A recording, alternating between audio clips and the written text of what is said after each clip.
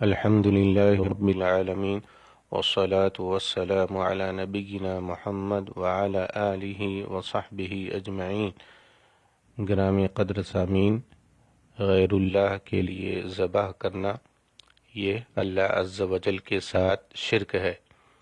ذبح میں دو اہم چیزیں ہوتی ہیں، ایک یہ کہ کسی کا نام لے کر ذبح کرنا، اور جس کا نام لیا جاتا ہے اس سے استعانت اور مدد مقصود ہوتی ہے، اور دوسری یہ کہ کسی کا قرب حاصل کرنے کے لیے اور کسی کی تعظیم میں ذبح کرنا، اور اس میں اصل قصد اور ارادہ ہوتا ہے۔ قصد و ارادہ یہ بندگی کے اظہار کی ایک صورت ہے۔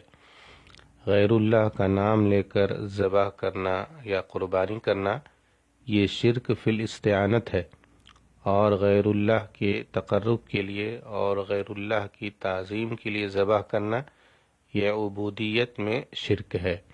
اللہ تعالیٰ کا فرمان ہے وَلَا تَأْكُلُوا مِمَّا لَمْ يُذْكَرِ اسْمُ اللَّهِ عَلَيْهِ وَإِنَّهُ لَفِسْقٌ، اور ایسے جانوروں سے مت کھاؤ جس پر اللہ کا نام نہ لیا گیا ہو، یہ نافرمانی کا کام ہے۔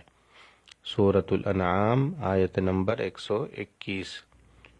دینی بھائیوں، اللہ تعالیٰ کا نام لے کر ذبح کرنا اور اللہ تعالیٰ کے تقرب کے قصد سے ذبح کرنا یہ توحید اور عبادت ہے۔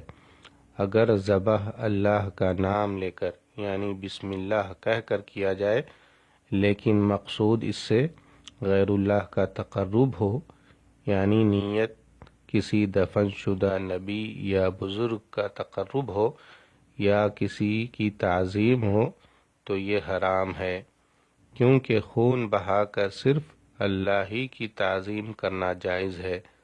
رگوں میں اللہ تعالیٰ ہی نے خون جاری کیا ہے، تو پھر تعظیم و عبادت کا حقدار بھی وہی ہوگا۔ غیر اللہ کے تقرب اور تعظیم کے لیے جانور ذبح کرنا اور چڑھاوے چڑھانا یہ شرک ہے۔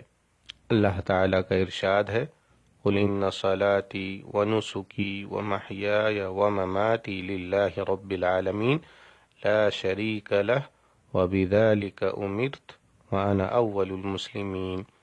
آپ کہہ دیجئے، بے شک میری نماز، میری قربانی، میری زندگی اور موت یہ خالص اللہ رب العالمین کے لیے ہے، اس کا کوئی شریک نہیں، اور مجھ کو اسی کا حکم ہوا ہے اور میں اس کا سب سے پہلا فرما بردار ہوں۔ سورہ الانعام آیت نمبر 161 اور 162۔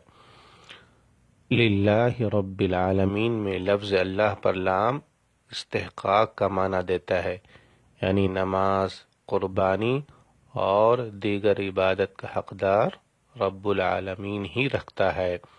اللہ تعالیٰ کا فرمان ہے فَصَلِّ لِرَبِّكَ وَانْحَرْ، تو اپنے رب کے لیے نماز پڑھ اور قربانی کر۔ سورہ الکوثر آیت نمبر 2۔ آیت میں اللہ تعالیٰ نے قربانی کا حکم دیا ہے، اور اللہ تعالیٰ جن کاموں کا حکم دیتے ہیں وہ عبادت ہوتی ہیں۔